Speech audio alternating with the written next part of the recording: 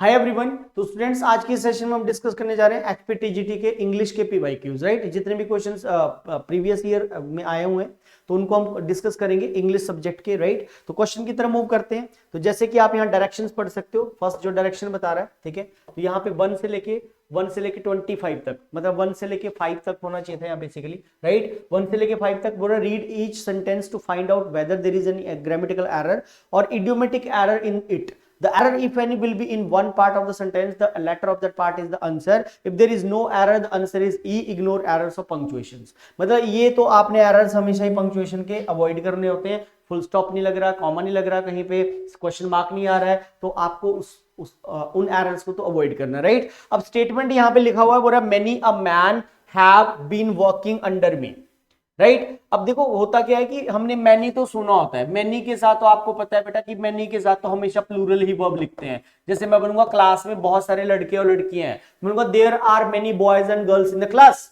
So there are many students in the class, तो are ही आता है वहां पे, देयर आर, मेनी के साथ तो आर ही लगाते हैं वर्ब, राइट। तभी यहां पे क्या कर रहे हैं, हैव बीन दे रहा है, लेकिन यहां पे मेनी नहीं है। आपको ध्यान रखना है, मेनी ए कॉन्सेप्ट बोलते हैं इसको, और ये बड़ा इंपॉर्टेंट है, पेपर में पूछा जाता है। तो कभी कभी भी मेनी के साथ आर्टिकल ए आए, राइट, तो आपको दो बातों का हमेशा ध्यान रखना है। पहली बात तो ये नाउन कभी मत छेड़ना, कि आपने सोचा यार इस ए को हटाओ, जनरली बच्चा पेपर में ये सोच सकता है कि ए को हटा दो और यहां पे मेनी मैन कर दो, मेनी मेन कर दो, राइट। ये प्लूरल हो गया, many men have been working under मी।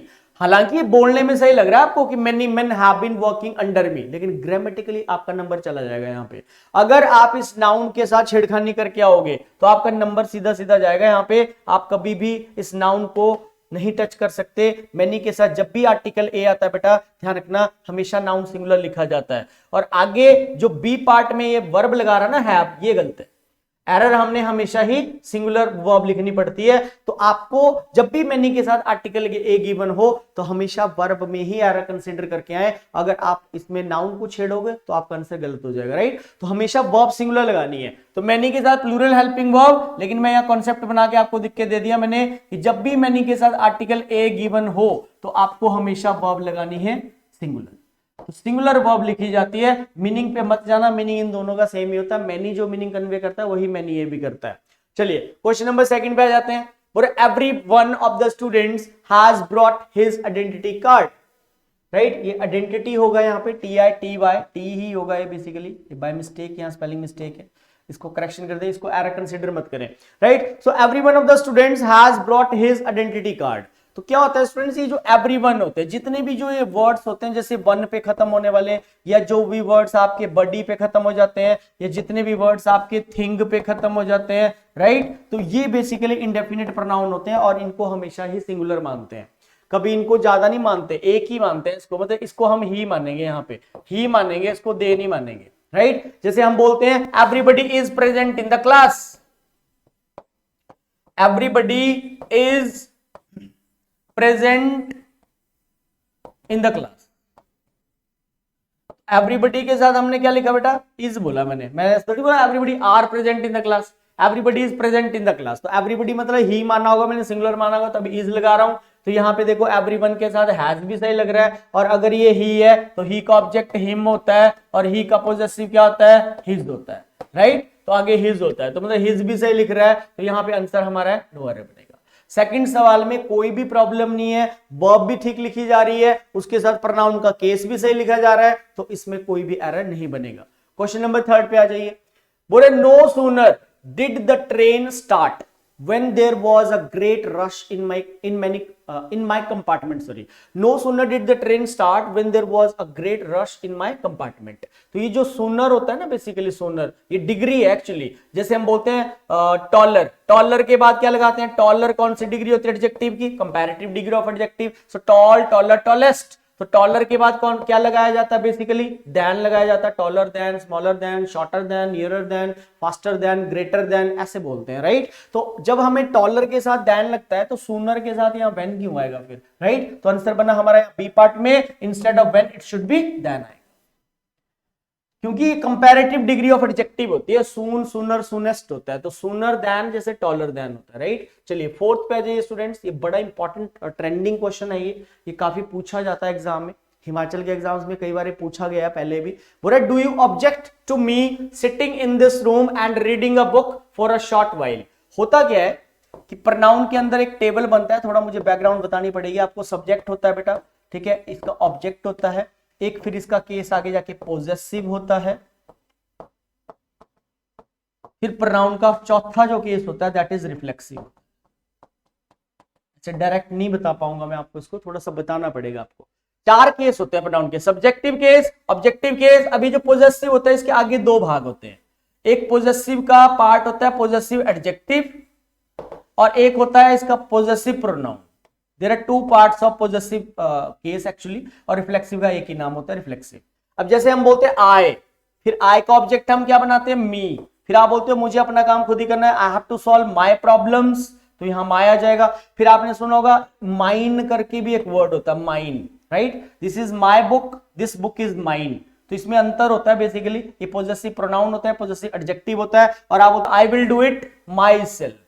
तो प्रोनाउन चैप्टर जब हम पढ़ते हैं डिटेल में तो वहां पे एक टेबल बनाया जाता है, जैसे हम बोलते हैं he has to solve his problems, so he का पोजेसिव हिज होता है, they have to solve their problems, I have to solve my problems, right. So I के लिए हम माय केस लिखते हैं, वी के लिए अवर लिखते हैं, आई के लिए माय लिखते हैं, माइन भी लिखते हैं। माइन प्रोनाउन होता है, ये एडजेक्टिव होता है। तो यहां कॉन्सेप्ट ये है, ये जो सिटिंग है ना यहां पे, ये बेसिकली जेरेंड फॉर्म है। जेरेंड एक ग्रामर में एक चैप्टर होता है, एडवांस वर्ब का कॉन्सेप्ट है। जेरेंड्स क्या होते हैं आपको शायद आपने कभी लाइफ में पढ़े हो। जेरेंड्स होते हैं बेसिकली एडवांस वर्ब का एक कॉन्सेप्ट है, छोटा सा कंपोनेंट है। जेरेंड्स, इन्फिनिटिव्स, पार्टिसिपल्स क्या होते हैं, जब भी हम किसी वर्ब के साथ फर्स्ट फॉर्म के साथ आईएनजी बना के लिखते हैं तो वो नाउन होता है और जेरेंड फॉर्म होती है। तो जेरेंड फॉर्म होती है और नाउन वहां पे वो बन के काम करता है। जैसे हम बोलते हैं सेंटेंस की शुरुआत में हम बोलते हैं parking is prohibited here, so park plus ING है तो वो देखने में वर्ब, बट वो नाउन बन के जेरेंड के रूप में यूज किया जाता है स्टार्टिंग में, राइट। तो जेरेंड वहां पे नाउन का काम करता है। Smoking is injurious to health, parking is prohibited here, walking is a good exercise for health. तो ये यहाँ पे वॉकिंग, पार्किंग, स्मोकिंग ये जेरेंड्स है। तो पॉइंट ये है कि जेरेंड से पहले जैसे ये सिटिंग आ रहा है, देखो यहाँ क्या लगा रहा है, मी लगा रहा है ना, तो बिफोर जेरेंड स्टूडेंट्स कभी भी प्रनाउन के टेबल का ना तो सब्जेक्टिव केस लगता है, ना तो आई आएगा, ना तो कभी ऑब्जेक्टिव केस लगता है, ना ही कभी मी आएगा, ठीक है। पोजेसिव में एडजेक्टिव आएगा, प्रोनाउन आएगा, ये भी नहीं आएगा, प्रोनाउन भी नहीं आता, ये आता है। तो डू यू ऑब्जेक्ट टू, यहां पे आएगा माय बीइंग, माय सिटिंग, तो यहां पे माय आएगा बेटा। So do you object to my sitting in this room and reading a book for a short while, right? So my, so before gerunds we always use possessive adjective, remember, थोड़ा deep concept है जी ये।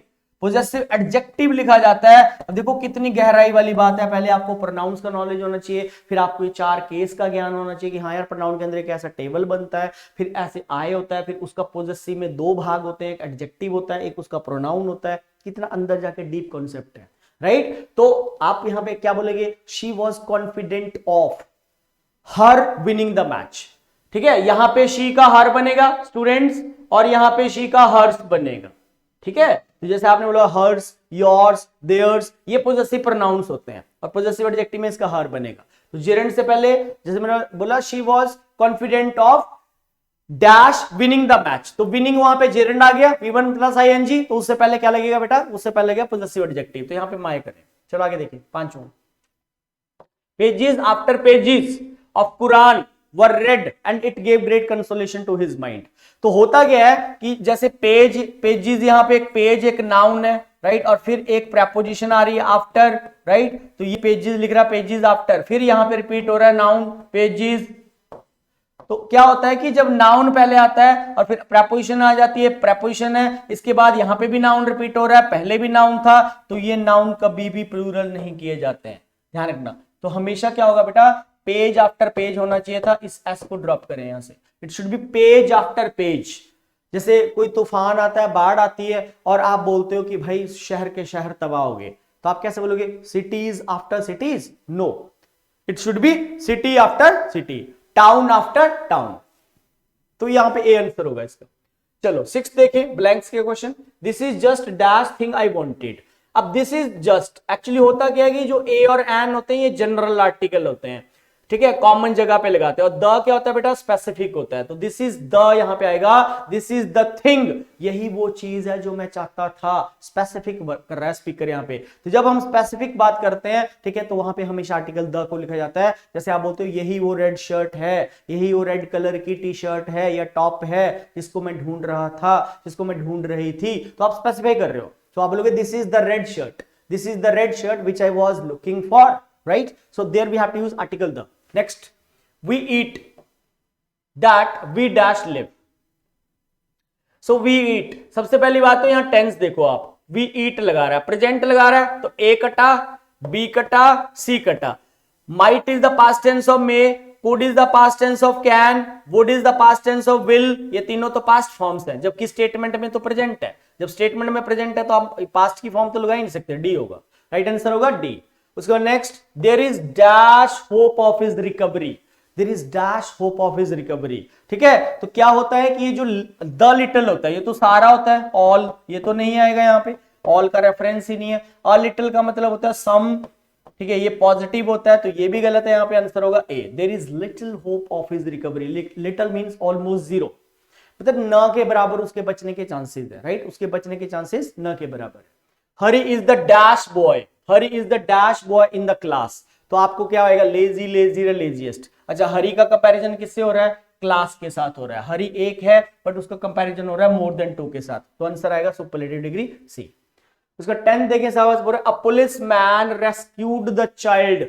अब rescue के साथ क्या लगेगा, from, preposition आएगी बेटा यहाँ पे फ्रॉम। एस्केप फ्रॉम होता है, प्रिवेंट फ्रॉम होता है, रिस्ट्रेन फ्रॉम होता है, prevent from, abstain from, refrain from, right. तो एस्केप भी फ्रॉम होता है और रेस्क्यूड भी फ्रॉम ही होता है। चलिए नेक्स्ट देखें, पूरा 11th, he dash to play cricket before his marriage, अपनी शादी से पहले, ठीक है, तो ही यूज्ड टू प्ले हो जाएगा, ए हो जाएगा, he used to play cricket before his marriage.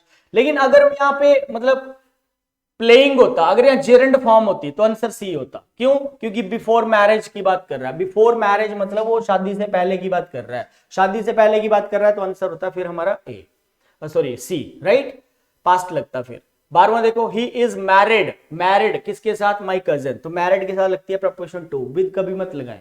He is married to, married के साथ प्रपोजिशन टू लिखी जाती है, कभी भी प्रपोजिशन विद नहीं लगाते। क्वेश्चन नंबर 13 देखिए students, we should rely, rely, rely के साथ कौन सी प्रपोजिशन आएगी, रिलाई होता है बेसिकली डिपेंड होना, तो डिपेंड ऑन, ठीक है, ऑन आर ओन एफर्ट्स, मतलब हमें अपने खुद के एफर्ट्स के ऊपर ही भरोसा करना चाहिए, रिलाय होना चाहिए, हमें निर्भर होना चाहिए, राइट। तो आंसर हो जाएगा यहाँ पे, राइट आंसर बनेगा A. Come to the question number 14, the earth, इतना इजी क्वेश्चन है, देखो बहुत इजी क्वेश्चन है। द अर्थ, अब अर्थ क्या है आपकी, सिंगुलर है, सिंगुलर है तो अर्थ, ये तो सुना होगा, कहावत है, फैक्ट है, तो मूव्स आ जाएगा। परमानेंट जो एक्शंस होते हैं सिंपल प्रेजेंट टेंस में लिखे जाते हैं, सूर्य पूर्व से उदय होता है, ठीक है, पृथ्वी जो है सन के चक्कर काटती है, ठीक है, the earth moves around the singular, around the sun, sorry, ठीक है, तो मूव्स यहाँ पे आपका क्या है बेसिकली, आपका फर्स्ट फॉर्म के साथ एसओएस लग रहा है, क्योंकि अर्थ हमारा यहाँ पे सिंगुलर सब्जेक्ट है। 15वां क्वेश्चन देखें, all that glitters is not iron, is not, ये तो कहावत है जी, पढ़ी होगी आपने, तो कई बार क्या होता है पेपर में प्रूवर्ब्स भी पूछ लेता है। So all that glitters is not gold, मतलब हर वो एक चमकने वाली चीज सोना नहीं होती, राइट, हर चमकने वाली चीज जो है सोना नहीं होती। So all that glitters is not gold, so this is all about, ठीक है जी। तो ये 15 क्वेश्चंस थे, पीवाईक्यूज थे, जो हिमाचल के टीजीटी कमीशन के क्वेश्चंस हैं, ठीक है, पीवाईक्यूज हैं, तो आप इनको थोड़ा आइडिया ले सकते हो कि कहाँ से सवाल आ रहे हैं, प्रोवर्ब आ रही है, वोकैब आ रही है, ठीक है, या एरर के क्वेश्चन आ रहे हैं, या फिलअप्स के क्वेश्चन कैसे पूछे जाते हैं। तो आज के सेशन में इतना रहेगा, नेक्स्ट सेशन में नए पीवाईक्यूज के साथ हम मिलेंगे, ठीक है जी। तो thank you very much, take care, see you.